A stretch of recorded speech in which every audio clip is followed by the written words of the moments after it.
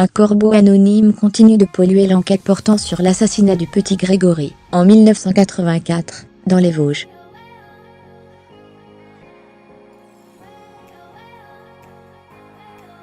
Une enquête préliminaire a ainsi été ouverte à la demande du procureur général de Dijon, Côte d'Or, après la réception d'une nouvelle lettre de menace de mort au mois de janvier, rapporte ce lundi l'Express.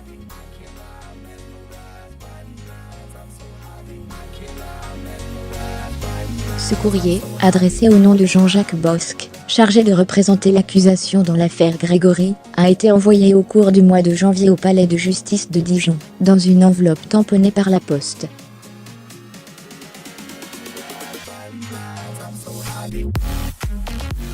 Le contenu de cette lettre est de nouveau sans équivoque sur les intentions de ce corbeau,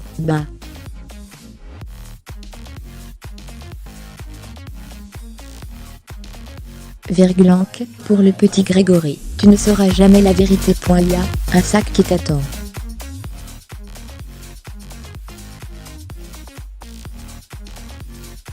Au mois d'août dernier, 2 mois après la relance de l'affaire et les mises en cause du couple Jacob et de Muriel Boll, le magistrat avait déjà reçu une première lettre anonyme comportant des insultes et des menaces. Tu sais pas parler connard, on peut rien faire des gens comme toi tu prends, sic. La même direction que le petit juge Lambert, NDLR, le premier juge d'instruction du dossier, qui s'est suicidé en juillet.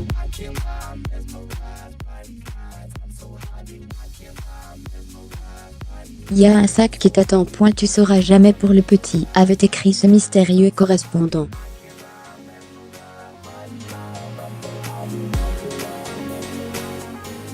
Le triste personnage avait conclu son odieuse missive ainsi: justice est faite pour Lambert et les autres.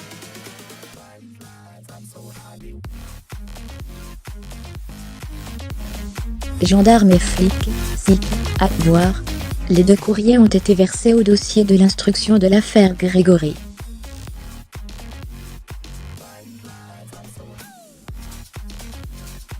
Il reste que les analyses ADN poussées effectuées sur le premier courrier reçu le mois d'août dernier ne correspondent à aucun acteur clé du dossier.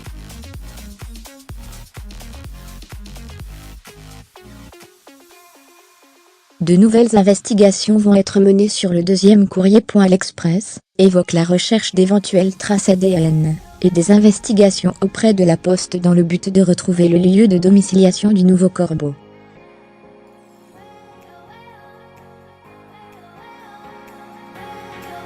Les lettres du ou des corbeaux ont pollué l'affaire Grégory, l'affaire de l'assassinat non résolu du petit Grégory, un petit garçon âgé de 4 ans, le 16 octobre 1984. L'Éponge sur Vologne a été émaillée de multiples lettres et appels malveillants, initiative d'un ou plusieurs corbeaux.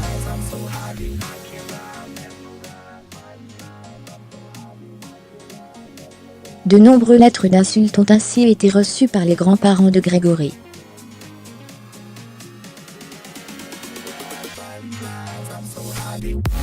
Les dernières expertises en ont attribué la rédaction à Jacqueline Jacob, la grand-tante de Grégory, mise en examen en juin dernier pour enlèvement et séquestration suivie de mort.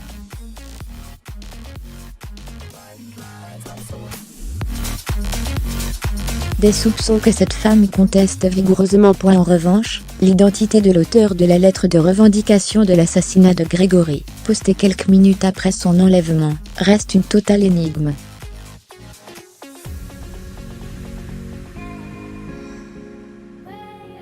Ce corbeau-là, le plus sensible, n'a jusqu'ici jamais été démasqué par la justice.